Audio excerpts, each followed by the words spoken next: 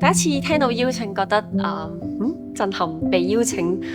做呢個國際電影節嘅大使，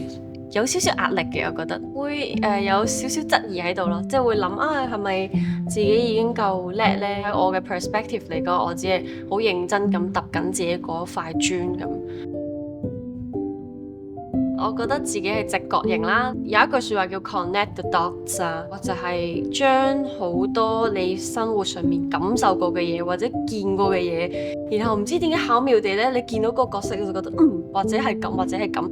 各種嘅直覺同埋各種嘅 sense，突然間或者就係咁，係一個好微妙嘅過程嚟嘅。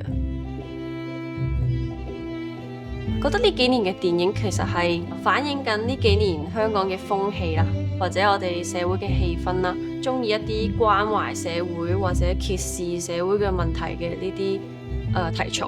所以我覺得係一件非常好嘅事。咁亦都希望慢慢落嚟，我哋可以有更加多唔同嘅題材啦，希望可以嘗試唔同嘅嘢啦，或者都希望觀眾可以見到唔一樣嘅自己。